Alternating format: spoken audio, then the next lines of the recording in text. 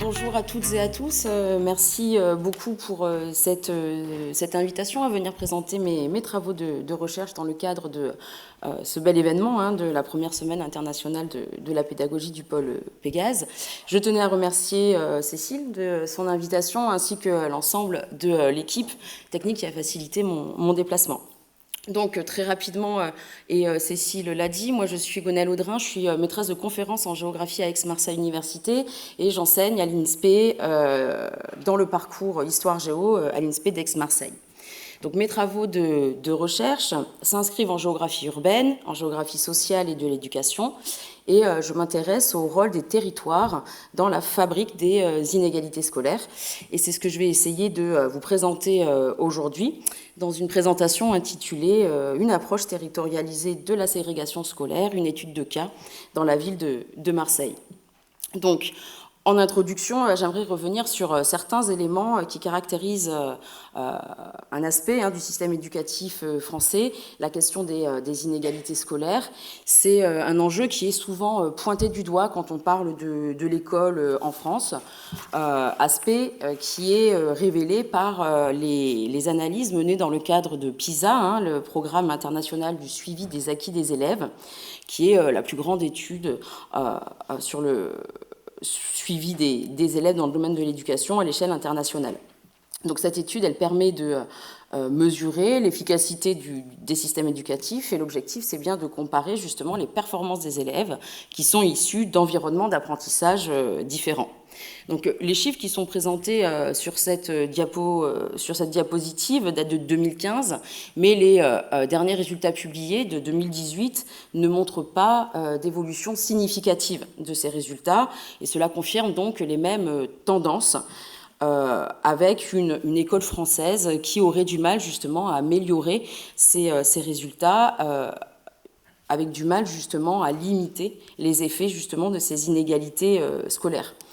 Donc PISA met en évidence qu'il y a des performances d'élèves qui sont socialement différenciées, avec justement des écarts de réussite qui sont toujours importants selon l'origine sociale des élèves.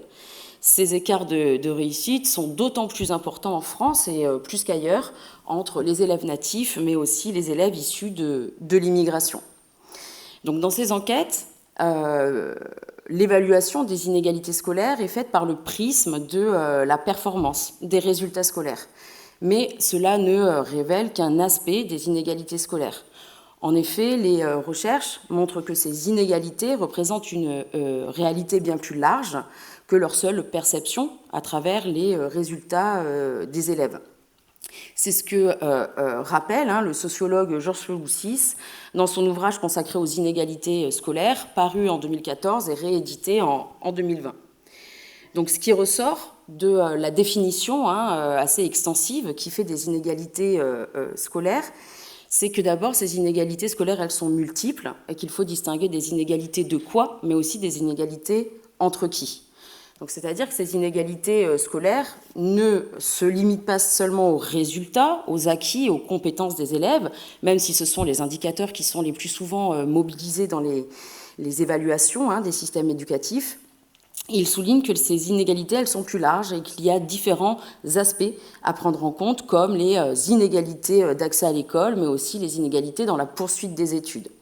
Donc, si l'accès à l'école n'est pas évident dans tous les pays du Sud. L'accès à l'école, il est facilité en France, mais il va devoir se poser la question, justement, de l'accès à quel type d'école, mais aussi à quel type d'études on peut prétendre. La question aussi des inégalités sur les conditions de scolarisation. En effet, être scolarisé est une chose, mais les conditions de scolarisation en sont une autre. Et en effet, ces inégalités dans les conditions de scolarisation peuvent impliquer justement des contextes d'enseignement plus ou moins favorables aux apprentissages des élèves, avec des fois des difficultés plus grandes dans des établissements qui concentrent des élèves en plus grande difficulté sociale ou scolaire. On peut donc identifier une définition extensive de ces inégalités, mais on peut aussi s'interroger sur les inégalités entre qui. On peut distinguer des inégalités entre individus, c'est-à-dire entre les élèves eux-mêmes, mais dans les recherches, surtout en sociologie et en géographie, on va s'intéresser aux inégalités entre groupes sociaux. C'est vraiment une mesure récurrente dans les travaux de recherche, et on va distinguer justement les élèves en fonction de leur appartenance sociale à partir des catégories socio-professionnelles des parents d'élèves. Ensuite, on va pouvoir qualifier ces inégalités selon le sexe, entre filles, garçons, mais aussi en fonction de l'origine ethnique des élèves, et qui représente une réflexion un peu plus récente dans les recherches en France.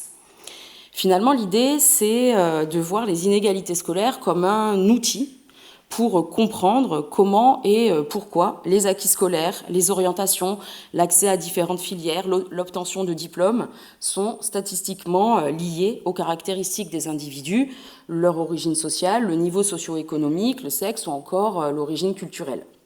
Et plus largement, on va voir qu'il y a un ensemble de facteurs connexes, notamment comme les conditions de vie, mais aussi les conditions de scolarisation qui vont affecter justement les apprentissages et les parcours scolaires des élèves. Et c'est là où justement une approche territoriale me semble nécessaire, parce qu'elle va permettre justement d'apporter une autre façon d'analyser ces inégalités scolaires, tout en les replaçant dans le lieu de vie des élèves et de leurs familles. Donc, on l'a vu, si l'importance des inégalités scolaires trouve une explication dans l'origine sociale, une autre variable est à prendre en compte, celle du lieu de scolarisation, et dans une vision élargie, celle du territoire. Donc, cela implique un élargissement de cette notion des inégalités scolaires au prisme des territoires. C'est ce qui est souligné dans un rapport très récent de l'ADEP, paru en juin dernier, sur la nécessité justement de renouveler la réflexion sur les inégalités territoriales en matière d'éducation. Donc, ce rapport s'inscrit dans une approche quantitative, purement statistique, et met en évidence que les inégalités scolaires, elles sont différenciées selon les territoires. En effet, elles ne touchent pas de la même façon, ni dans la même intensité, les territoires, qu'ils soient urbains ou qu'ils soient ruraux. Donc, si l'ADEP renouvelle l'intérêt pour une approche territoriale des inégalités scolaires, cette prise en compte n'est pas nouvelle dans les recherches en sciences humaines et sociales, notamment en sociologie et en géographie de l'éducation, où depuis près de 30 ans, les chercheurs qui s'inscrivent dans ces thématiques de recherche prennent en compte cette dimension territoriale comme facteur explicatif des inégalités scolaires. Cette dimension territoriale, elle peut s'inscrire à deux niveaux. L'un plutôt au niveau micro, c'est-à-dire un contexte d'enseignement spécifique, un contexte d'établissement en lui-même, et l'autre dans une vision un peu plus élargie du territoire, replacé dans le cadre de vie des élèves et de leur famille. Donc, depuis une trentaine d'années, la sociologie a mis en lumière ce qu'on appelle des effets établissement, les effets classe ou encore les effets maîtres, qui permettent justement d'analyser le rôle plus général du contexte d'enseignement sur les performances des élèves. C'est ce qui a été mis en évidence dans les travaux de Marie Durubella et Mingin en 1988, ou encore Olivier Cousin, qui a théorisé cet effet établissement en 1993. Au-delà de ces réflexions à l'échelle plutôt micro, il est nécessaire de changer d'échelle et d'élargir cette réflexion dans une approche un peu plus large, territorialisée de la fabrique de ces inégalités scolaires. Et c'est ce qui va se développer dans des recherches pluridisciplinaires en sciences humaines et sociales, principalement en sociologie et en géographie à partir des années 90. Des recherches qui vont questionner justement le rôle des territoires dans les inégalités en éducation. Et c'est dans ce cadre que le concept de la ségrégation scolaire a été mobilisé pour expliquer justement l'ampleur des inégalités identifiées. Donc, si les chercheurs soulignent d'abord en France que la ségrégation scolaire est un peu le reflet d'une ségrégation urbaine par le principe de la carte scolaire, c'est-à-dire les écoles sont un peu à l'image des quartiers dans lesquels elles sont implantées. Finalement, les recherches montrent que cette ségrégation scolaire, elle n'est pas seulement un état des divisions sociales entre établissements, mais qu'elle est le résultat de plusieurs processus qui sont emboîtés et dont les pratiques scolaires des familles, notamment l'évitement, le contournement de la carte scolaire, font partie. Donc c'est vrai qu'on a souvent accusé les familles de participer par leur stratégie d'évitement des établissements publics d'affectation. On les a accusés justement de favoriser cette ségrégation scolaire. Et on va voir justement qu'il n'y a pas seulement les pratiques scolaires des familles qui participent à l'accentuation de cette ségrégation scolaire. Plus précisément, justement, sur ces stratégies scolaires, les recherches ont mis en évidence qu'elles étaient socialement différenciées selon justement l'appartenance sociale des familles qui vont faire des choix qui vont être des choix éducatifs qui vont être différents. C'est ce qu'on va essayer de montrer pour Marseille. Mais ce qui ressort de l'ensemble de ces travaux, c'est l'importance du contexte local, c'est-à-dire le rôle du territoire dans l'activation de ces pratiques scolaires. Donc, au-delà de la spatialisation des pratiques scolaires, pour les géographes, l'idée, c'est d'analyser, d'une part, le rôle du cadre territorial dans l'activité de ces pratiques scolaires, qu'on respecte ou qu'on évite, justement, son établissement d'affectation, et d'autre part, l'idée est aussi d'analyser les effets qu'elles peuvent avoir en retour sur les établissements scolaires en eux-mêmes et donc sur les formes de la ségrégation scolaire. Donc ainsi, au regard de l'ensemble de ces recherches, la ségrégation scolaire apparaît comme un concept opérant pour analyser la production, la reproduction des inégalités scolaires. Donc ce terme de ségrégation est de plus en plus utilisé dans les discours politiques, relayé dans les médias, mais cette forme de ségrégation représente en fait une réalité qui est protéiforme. En effet, de quoi parle-t-on quand on utilise ce terme de ségrégation scolaire ? Et pour cela, je me base sur les travaux de Pierre Merle, notamment son ouvrage sur la ségrégation scolaire paru en 2012. Donc on peut bien sûr parler d'une ségrégation selon le sexe. Les filles ont longtemps été mises à l'écart de l'école, mais malgré leur intégration dans le système scolaire, on observe toujours des parcours scolaires différenciés, notamment dans l'orientation et dans le type de poursuite d'études. On va aussi pouvoir parler de ségrégation ethnique, et pour cela, on va pouvoir se baser sur les travaux de Georges Feloussis, avec son ouvrage publié en 2005 sur l'apartheid scolaire, qui montre comment les élèves étrangers et d'origine étrangère sont concentrés dans certains types d'établissements.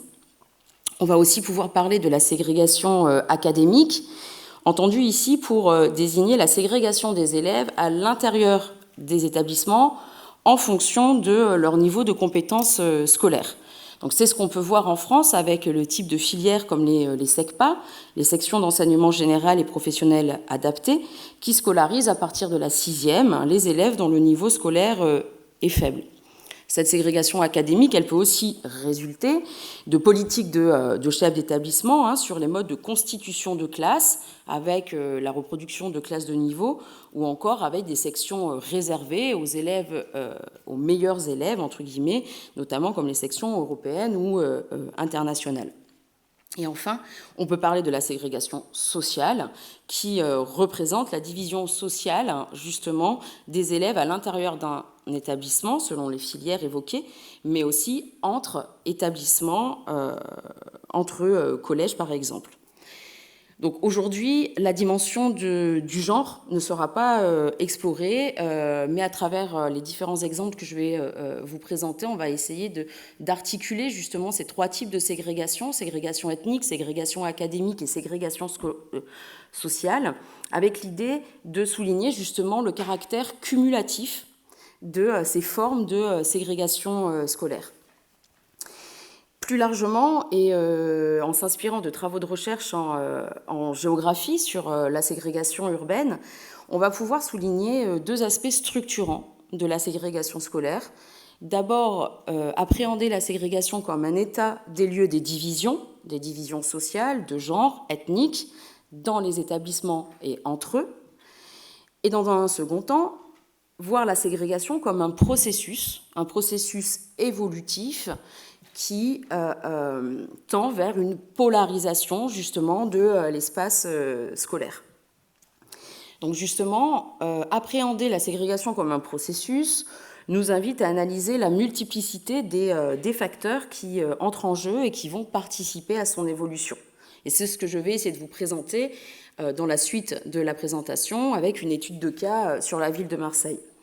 Donc, la suite de la présentation va s'organiser en deux temps.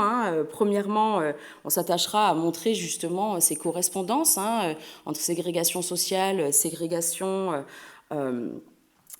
scolaire et appréhender la ségrégation comme un état des lieux des divisions. Et dans un second temps, l'idée c'est d'appréhender la ségrégation scolaire comme un processus de mise à l'écart. Et pour cela, on va analyser au regard des pratiques scolaires des familles, c'est-à-dire les stratégies d'évitement développées, ou encore justement la localisation de certains dispositifs éducatifs particuliers, notamment les unités pédagogiques pour élèves allophones arrivants, les UPE2A. Les résultats qui sont présentés aujourd'hui sont issus de ma thèse et de mon post-doctorat réalisé à Aix-Marseille Université, qui ont été actualisés au regard des dernières données recueillies dans le cadre d'une convention de partenariat de recherche avec le rectorat d'Aix-Marseille Donc ainsi, il y a un décalage entre justement le temps des enquêtes, l'accès aux données et le temps de restitution des recherches. Mais au regard de la difficulté de plus en plus grande pour les chercheurs d'accéder à ce type de données, les travaux d'aujourd'hui montrent vraiment quand même de grandes tendances de fond. Alors, pour commencer cette étude de cas sur Marseille, donc il faut rappeler que Marseille, c'est la deuxième ville de France en termes d'habitants et que c'est une ville pauvre.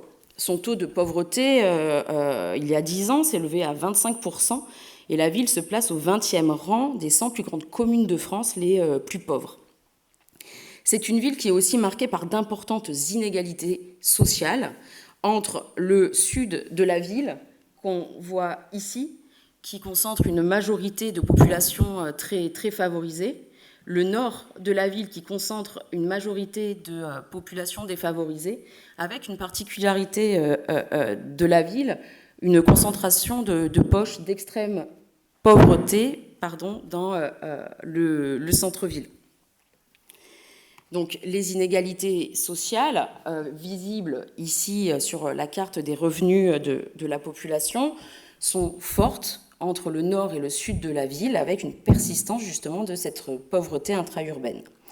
Mais depuis les années 90, d'importantes politiques urbaines de renouvellement ont contribué à modifier cette géographie, révélant un phénomène qu'on appelle de fragmentation socio-spatiale d'une grande importance, qui est lisible par l'accentuation des inégalités sociales aux échelles fines, c'est-à-dire on dépasse ces clivages nord-sud et les inégalités vont se creuser à l'intérieur même des quartiers.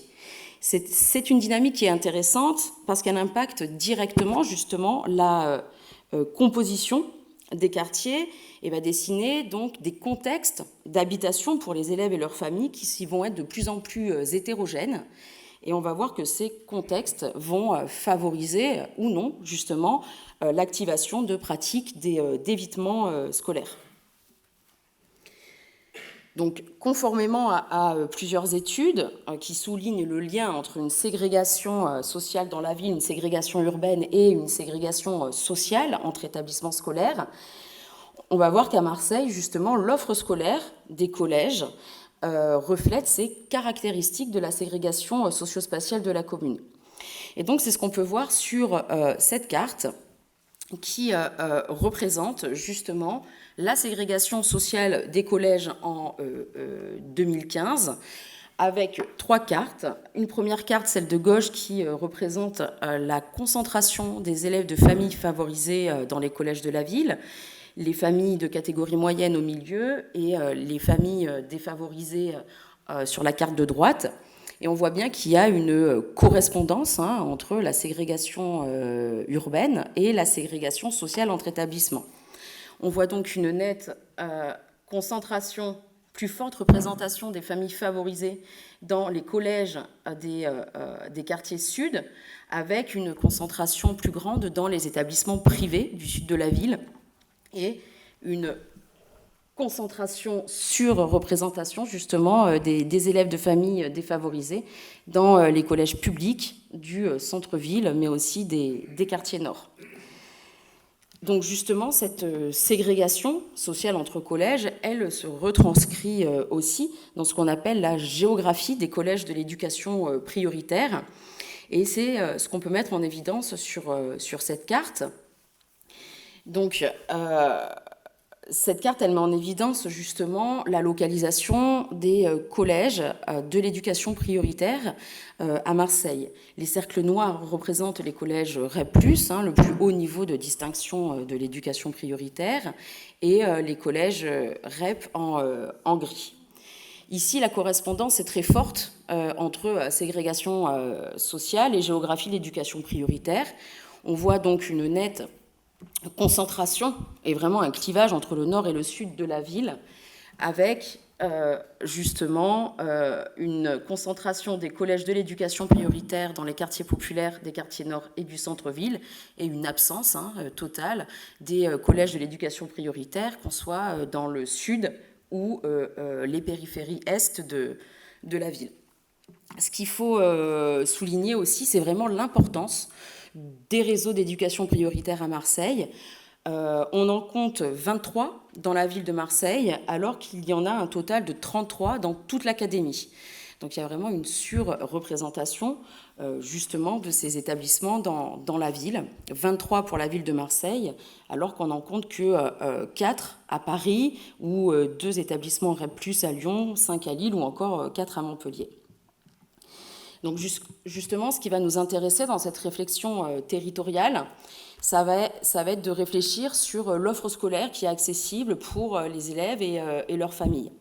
Si on se concentre sur les quartiers nord, par exemple le 14e arrondissement ici, des parents d'élèves qui souhaiteraient justement éviter le collège d'affectation publique qui est classé REP+, s'ils veulent scolariser leur enfant à proximité, ils n'auront que le choix justement d'autres établissements publics classés REP+. Donc il va se poser la question justement de ce contexte local, de l'offre scolaire accessible pour ces familles. Donc on voit avec l'analyse de ces 3 cartes qu'il existe bien justement des correspondances entre ségrégation urbaine, scolaire et les dispositifs de territorialisation de l'éducation prioritaire qui suivent ces contours. Donc là, on a vu un peu la ségrégation scolaire comme un état des lieux, justement des divisions sociales dans les collèges. Et maintenant, il s'agit de voir justement quels sont les processus qui vont entrer en jeu dans l'amplification, justement, et dans l'accentuation de la ségrégation sociale entre collèges. Donc je vais passer maintenant au second point de la présentation, en travaillant justement à partir des pratiques scolaires des familles et leur effet sur l'accentuation de la ségrégation sociale entre collèges marseillais. Donc je vais aborder cet aspect en m'intéressant aux pratiques d'évitement de la carte scolaire, c'est-à-dire le fait de contourner l'établissement public d'affectation en choisissant un établissement différent de celui qui a été attribué par la carte scolaire. Donc l'estimation d'un taux d'évitement global pour la ville et la spatialisation de ces logiques a été possible par la mise en correspondance de 2 bases de données, celle issue des extraits anonymisés de la base élève du second degré, dans laquelle nous avons de nombreuses informations, notamment l'origine sociale, l'adresse des élèves, le collège de scolarisation pour tous les collégiens marseillais, confrontée justement avec la carte des secteurs scolaires de recrutement. Et donc, en comparant l'établissement dont dépendent les élèves et celui où ils sont effectivement scolarisés, on va pouvoir identifier des pratiques de contournement de la carte scolaire Et on va voir que pour les collégiens marseillais, ce taux de contournement va dépasser les 50%. Et donc, l'importance de cet évitement à Marseille évolue dans une période que j'ai pu comparer justement entre 2011 et 2015. On voit que ces pratiques de contournement de la carte scolaire, elles sont importantes et elles représentent 50% des pratiques pour l'ensemble des collégiens marseillais. Donc c'est vraiment plus de la moitié des collégiens qui ne sont pas scolarisés dans le collège public dont ils dépendent. Et ils se répartissent dans d'autres collèges publics, mais aussi dans le secteur privé, qui scolarise à peu près à Marseille 30% des collégiens. Un des résultats les plus marquants de ces comparaisons, justement, entre 2011 et 2015, concerne l'évolution des modalités, des pratiques de contournement de la carte scolaire. En effet, lorsque les élèves évitent, ils ont de plus en plus recours au secteur privé de l'enseignement. Ce taux du recours au secteur privé dans ces pratiques de contournement de la carte scolaire augmente de 3 points et représente près de 60% des choix scolaires. Et ce taux est particulièrement fort, notamment à l'entrée en 6e, et ce taux atteint 68% pour les élèves de 6e. À l'inverse, le contournement de la carte scolaire, en mobilisant les dérogations et en choisissant un autre établissement public, baisse lui de 3 points sur la période étudiée et ne représente plus que 40% des choix justement des stratégies d'évitement. Plus précisément, et pour faire écho aux travaux réalisés en sociologie, si on fait une lecture sociale de ces pratiques de contournement, on voit que les élèves favorisés ont de plus en plus recours au secteur privé, une augmentation de 5 points sur la période d'études, et cela représente près de 80% des stratégies de contournement chez ces élèves. La même tendance est enregistrée chez les élèves de catégorie moyenne, qui, lorsqu'elles vont contourner l'établissement d'affectation, ont désormais massivement recours au secteur privé, représentant près de 62% de ces choix. Pour les élèves défavorisés, les logiques s'inversent et lorsqu'ils contournent, ils s'orientent massivement dans d'autres établissements publics, ce qui représente 64% des choix de contournement de ces élèves-là. Donc, par ces analyses, en fait, on montre que l'ensemble de ces pratiques, de ces stratégies, participent à une forme de spécialisation sociale de l'offre scolaire, notamment un secteur privé qui concentre de plus en plus d'élèves favorisés de catégorie moyenne et des établissements publics, notamment ceux classés en éducation prioritaire, qui se spécialiseraient justement dans l'accueil des élèves les plus défavorisés. Donc on vient de le voir, ces pratiques scolaires des familles sont socialement différenciées, mais elles sont aussi géographiquement situées. Et donc c'est ici qu'on va vraiment mobiliser l'approche territorialisée dont il est question dans la présentation d'aujourd'hui.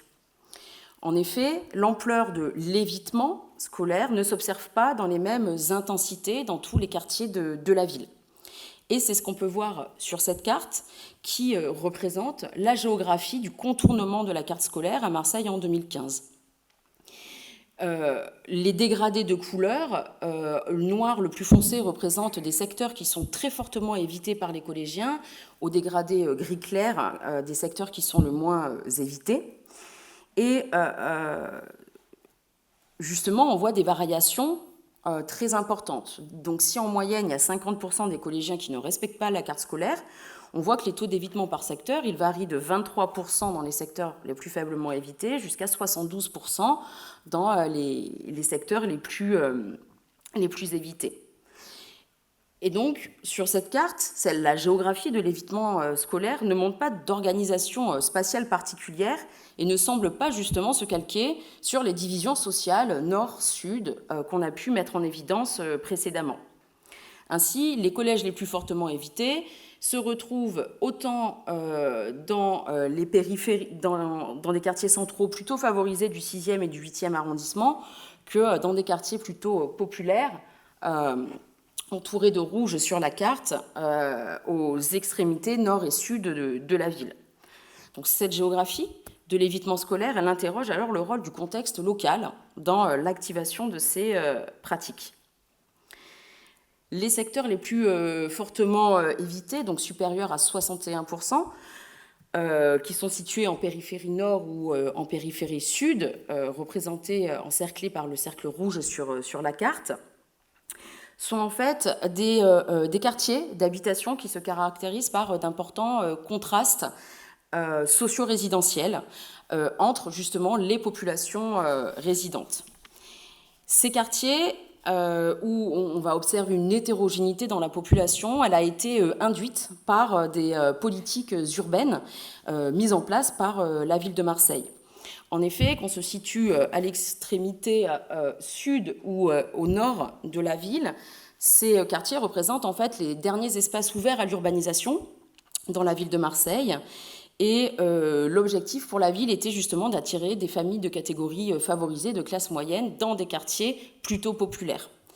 La stratégie municipale a été de mettre en œuvre ce qu'on appelle des PPP, des partenariats publics-privés, où la municipalité s'est justement alliée à des gros promoteurs immobiliers type Bouygues Immobilier ou Eiffage, comme on en voit partout, pour justement proposer une nouvelle offre immobilière qui serait attractive pour ces familles et qui prenne la forme à Marseille d'ensembles résidentiels fermés, sécurisés, avec des caméras de vidéosurveillance, par exemple.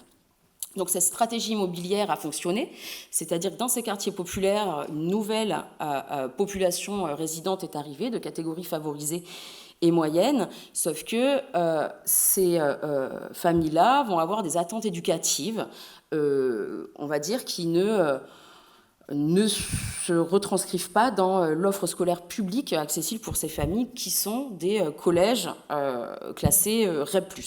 Et dans ces contextes-là, on va voir qu'il y a un taux d'évitement très fort, supérieur à 60% des collégiens. C'est un type de contexte territorial qui favorise justement l'activation de pratiques de contournement. Mais si on change de contexte, on va s'intéresser justement au cercle vert.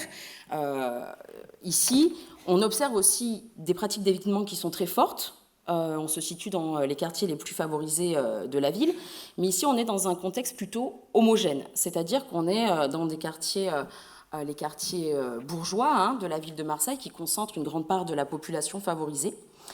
Et ici, l'entre-soi justement social de ces familles favorisées se retranscrit justement dans un entre-soi scolaire.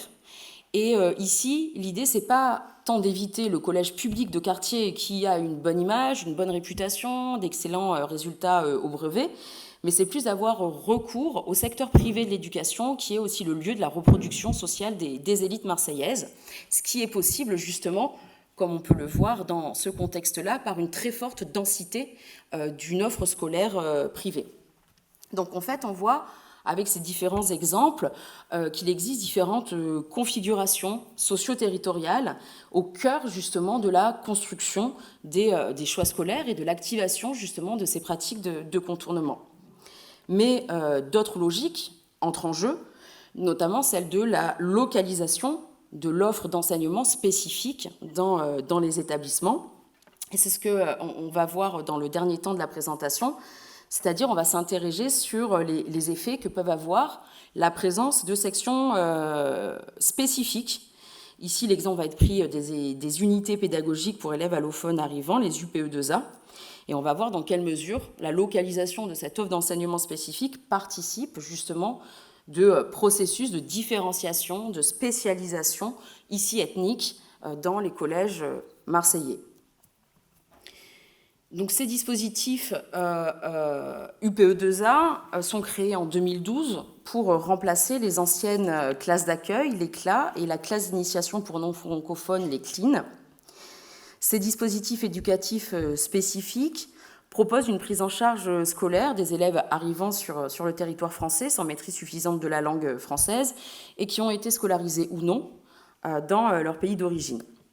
Donc, ces UPE2A sont des dispositifs qui ne sont pas soumis à la carte scolaire, comme d'autres types de dispositifs, comme les SECPA évoqués précédemment. Cela veut dire que le recrutement des élèves dans ces dispositifs ne se fait pas en fonction du domicile de résidence, comme le modèle de la carte scolaire, mais en fonction justement des places disponibles dans ces dispositifs dans les établissements. Donc, pour commencer, on va voir qu'à Marseille, on dénombrait 23 dispositifs répartis dans les 55 collèges publics de la ville. Et comme on peut le voir sur cette carte, ces dispositifs UPE2A sont surreprésentés. Ils sont représentés par les cercles noirs sur cette carte. Ils sont surreprésentés dans le centre-ville et dans les quartiers nord, donc les quartiers les plus populaires de la ville, et tous dans des collèges qui sont classés en éducation prioritaire. À l'inverse, on voit qu'ils sont ces dispositifs complètement absents de la majorité des collèges des quartiers sud ou encore de la périphérie est de la ville. Au regard de leur objectif éducatif et pédagogique, ces dispositifs accueillent des élèves nommés EANA, élèves allophones nouvellement arrivés, qui sont en majorité des élèves d'origine étrangère. Mais justement, en France, comment travailler sur ce type d'élèves en l'absence de toute donnée statistique? Donc pour cela, nous avons reconstruit une variable qu'on a intitulée élèves d'origine étrangère à partir des données disponibles dans les extraits anonymisés de la base élèves du second degré pour la ville de Marseille. Donc cette base, elle recense pour près de 40 000 collégiens marseillais. On a dit leur lieu de résidence, des données socio-économiques de leur famille, mais aussi on a des données individuelles sur le pays de naissance et sur la nationalité des élèves. Et donc c'est à partir de ces deux variables que nous avons recréé justement cette catégorie des élèves d'origine étrangère. Nous les qualifions ici comme étant à la fois les élèves nés à l'étranger, quelle que soit leur nationalité actuelle, française ou étrangère, et les élèves de nationalité étrangère nés en France. Ainsi, grâce à cette méthodologie, et toujours dans une approche territorialisée, l'idée est de voir dans quelle mesure la ségrégation sociale entre établissements est-elle redoublée ou non, justement, d'une ségrégation ethnique dans les collèges marseillais. Je m'appuie ici sur des travaux de recherche menés avec ma collègue Virginie Babi-Collin et publiés dans la revue de géographie belge, Belgéo, en 2017. Notre objectif ici, dans une approche toujours spatiale et territorialisée, c'est d'identifier les différents types d'écarts à la carte scolaire, c'est-à-dire comparer finalement la présence effective des élèves d'origine étrangère en fonction de leur lieu de résidence et finalement la réalité de leur concentration dans les collèges publics. Et donc, c'est ce que nous avons représenté sur cette carte, qui fait ressortir en aplats de couleurs et en dégradé du rose au rouge les lieux de résidence des collégiens d'origine étrangère. Et par-dessus, nous avons superposé, en cercle dégradé de gris jusqu'au noir, justement la réalité effective de la présence de ces élèves dans les collèges publics d'affectation. Et donc cette superposition des données, elle met en évidence plusieurs phénomènes. Alors d'abord, on voit que les lieux de résidence des collégiens d'origine étrangère, ils sont concentrés, comme on peut le voir sur cette carte, dans le centre-ville et dans les quartiers nord. Et donc, ce sont donc dans ces zones les plus populaires que les collégiens d'origine étrangère sont les plus nombreux à résider et y être scolarisés. Ils sont en effet peu nombreux, qu'on soit dans les quartiers sud de la ville ou encore en périphérie est. Ensuite, cette carte, elle confirme que les établissements privés, ici représentés entourés d'un petit cercle jaune, scolarisent très peu, finalement, de collégiens d'origine étrangère, même par rapport à leur proportion moyenne dans les quartiers dans lesquels ces établissements privés sont implantés. Et enfin, et c'est sans doute le résultat le plus intéressant, on observe une plus forte concentration des élèves d'origine étrangère dans certains établissements que ne le laisserait attendre la réalité de leur concentration dans leurs espaces de résidence. Donc en effet, si on était dans un contexte de respect majoritaire de la carte scolaire, on observerait aussi une adéquation entre part des élèves d'origine étrangère qui résident dans un quartier et finalement part qui sont effectivement scolarisés dans le collège public de secteur. Mais on voit qu'il y a vraiment des différences. Et donc, alors qu'on voit que dans les quartiers où ils sont le plus fortement concentrés, dans les quartiers de résidence, ce taux d'élèves d'origine étrangère atteint 25%, on voit que des fois, la concentration de ces élèves d'origine étrangère dans les collèges publics dépasse les 37%. Et donc ces résultats montrent que finalement, la scolarisation contribue à concentrer les élèves d'origine étrangère dans certains établissements. Et donc maintenant, comment expliquer finalement cette ethnicisation des territoires scolaires, c'est-à-dire comment expliquer cette surreprésentation d'élèves d'origine étrangère dans les établissements par rapport à celle du secteur de recrutement. Et c'est ce que je vais essayer de vous montrer en comparant deux établissements particuliers du centre-ville de Marseille, qui, pourtant situés à moins de 2 km l'un de l'autre, ils ont des profils très, très différents, que ce soit en termes de public scolaire ou encore de réussite. Donc nous avons décidé de travailler dans le centre-ville de Marseille, car c'est un espace qui est à la fois populaire, comme je l'ai dit au début de la présentation, mais qui est affecté par des dynamiques de gentrification. Et c'est aussi un espace dans lequel la présence des étrangers et des immigrés est forte. Dans ce périmètre, nous avons décidé de travailler donc, sur deux établissements, le collège A et le collège B, qui ont justement des réputations différentes et des publics contrastés. Le premier collège, le collège A, situé dans le quartier populaire historique du Panier, dans le 2e arrondissement de la ville. C'est un collège qui est classé REP+, il n'y a pas de lycée associé, il enregistre de mauvais résultats scolaires et accueille une forte proportion d'élèves d'origine étrangère. À l'inverse, le collège B, situé à moins de 2 km, donc assez proche, dans le quartier très populaire de Noailles, dans le 1er arrondissement. C'est l'un des établissements les plus cotés de la ville et selon les résultats, c'est le meilleur lycée public de Marseille et il propose de très bonnes classes préparatoires aux grandes écoles. Et donc son collège est en conséquence assez prisé, considéré comme une voie d'accès justement au lycée.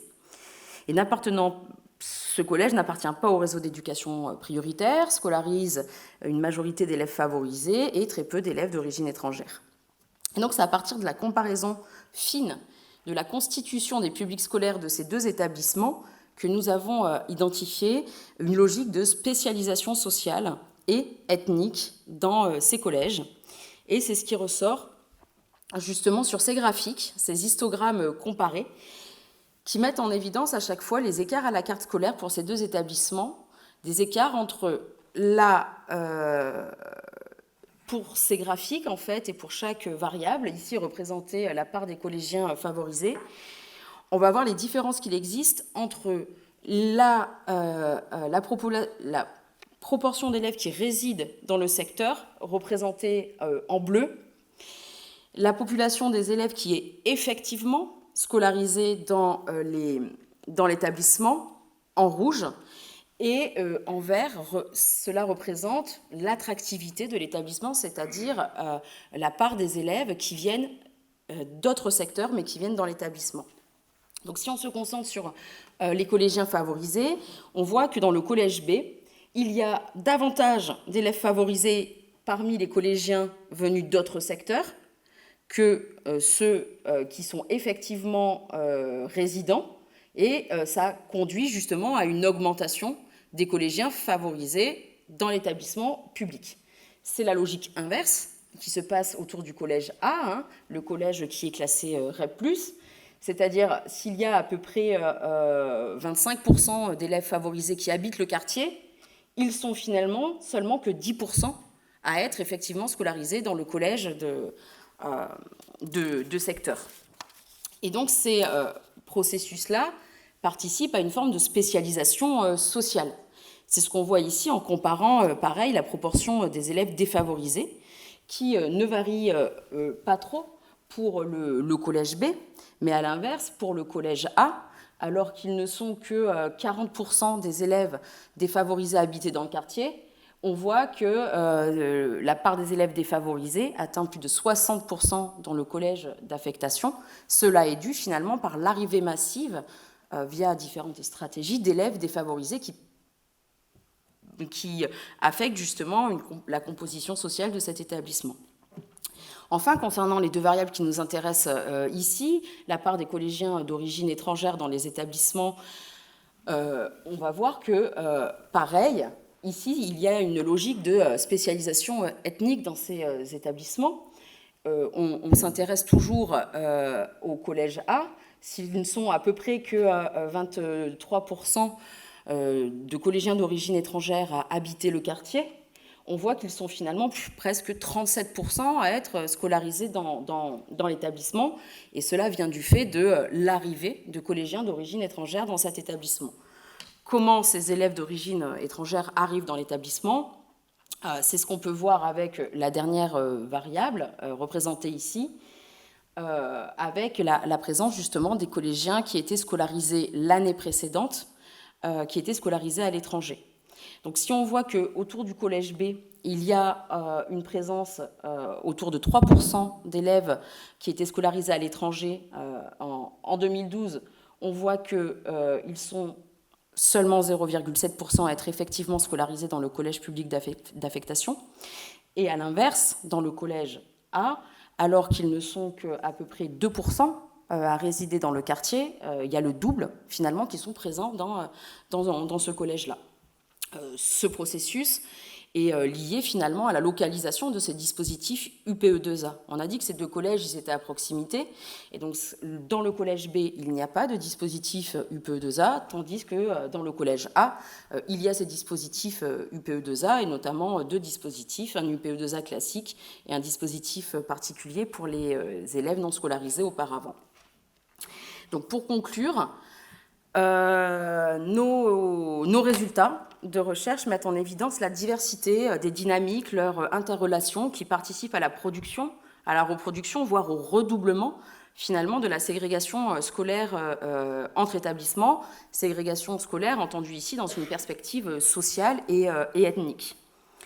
En effet, l'approche territoriale qui a été développée dans ces recherches a permis d'identifier trois grandes dynamiques qui concourent à l'augmentation finalement de cette ségrégation scolaire. D'abord des dynamiques qui sont le fruit de caractéristiques des secteurs scolaires définis selon des logiques de proximité autour des établissements. Et c'est ce que nous avons mis en évidence avec l'importance de l'effet du contexte local, le contexte urbain, résidentiel, scolaire, l'effet de ce contexte finalement dans l'activation des types de pratiques scolaires par les familles. Ensuite, nous avons vu que ces dynamiques, elles sont liées aux pratiques scolaires des familles, qu'elles respectent ou qu'elles évitent la carte scolaire. Nous avons montré que ces pratiques d'évitement, de contournement, elles participaient à la concentration de certains publics dans certains établissements. Et enfin, elles résultent aussi finalement de l'offre d'enseignement spécifique qui est localisée dans certains établissements et qui implique parfois justement un redoublement des inégalités scolaires dans ces établissements. Donc ces résultats nous rappellent ainsi qu'il ne s'agit pas seulement d'analyser la ségrégation scolaire comme un état des lieux, des inégalités entre établissements, mais bien de l'appréhender comme un processus qui est évolutif et justement qui tend à une polarisation de plus en plus grande dans l'espace scolaire. Et donc nous avons montré que des écarts se creusent entre le secteur public et privé de l'éducation, avec des concentrations de plus en plus fortes des catégories favorisées dans les établissements privés.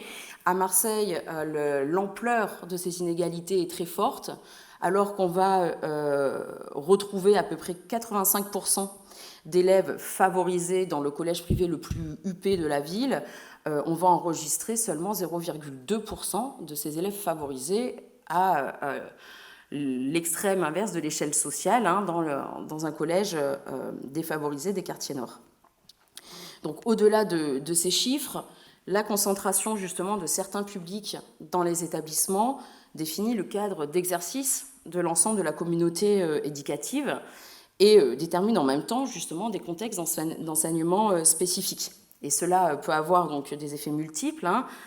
Vous êtes bien placé pour le savoir, sur des pratiques professionnelles des différents acteurs dans les établissements, mais aussi cela peut affecter justement les choix en matière de politique d'établissement, de projets éducatifs ou encore de type d'ouverture ou non de dispositifs dans les établissements.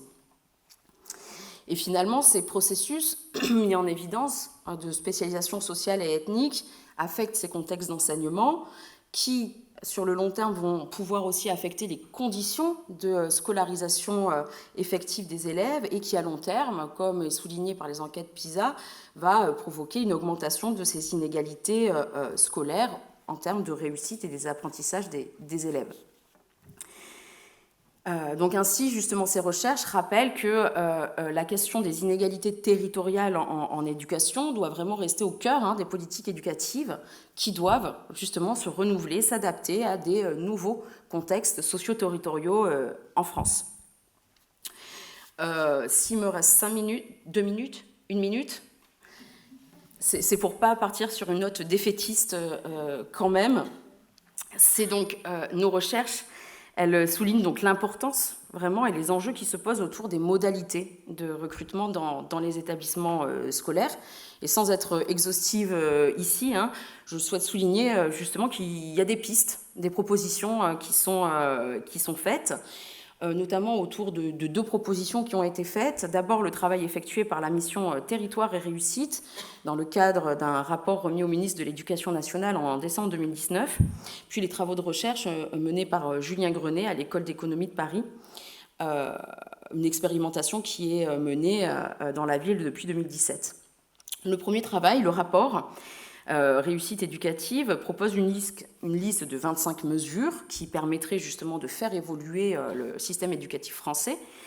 L'idée ici, ce n'est pas du tout de vous présenter les 25 mesures, mais justement de revenir sur 2 mesures qui sont évoquées dans ce rapport et qui font vraiment écho aux résultats présentés aujourd'hui. Donc on a vu l'importance que pouvait jouer l'offre scolaire privée dans l'activation des pratiques de contournement de la carte scolaire. Et on a vu comment ces choix pouvaient provoquer une spécialisation sociale, justement, des publics scolaires. Et donc, dans la mesure où l'enseignement privé sous contrat d'association bénéficie de certains financements publics, que ce soit la rémunération des enseignants ou le forfait communal, et où, justement, ces établissements privés sont fortement intégrés, on l'a vu, aux logiques territoriales de scolarisation, ne serait-il pas envisageable alors d'intégrer ce secteur d'enseignement aux objectifs de mixité sociale dans l'école, comme promu par la politique de la carte scolaire des établissements publics? Pourquoi pas ne pas établir justement une carte scolaire pour l'enseignement privé? Et cette idée rejoint un peu la 9e mesure qui est évoquée dans ce rapport, qui propose justement la mise en place d'expérimentations dans différentes académies. Enfin, pour finir, dernière expérimentation en cours, dont l'objectif est de réduire la ségrégation sociale entre les collèges à Paris, c'est l'expérimentation nommée les secteurs multicollèges, c'est-à-dire que c'est un dispositif qui consiste en fait à définir des secteurs communs de recrutement à plusieurs collèges pour rééquilibrer leur recrutement social. Donc les élèves y sont affectés selon 2 modalités, la montée alternée et le choix scolaire régulé. Pareil, on ne va pas rentrer dans les détails. J'en viens directement aux résultats.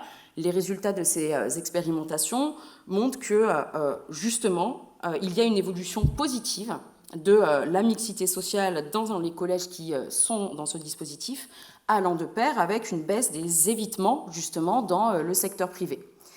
Donc, justement, pour conclure, les chercheurs de cette expérimentation à Paris insistent sur le point que c'est une piste prometteuse pour favoriser justement la mixité sociale dans les établissements lorsque le tissu urbain est suffisamment diversifié pour permettre un brassage social des élèves.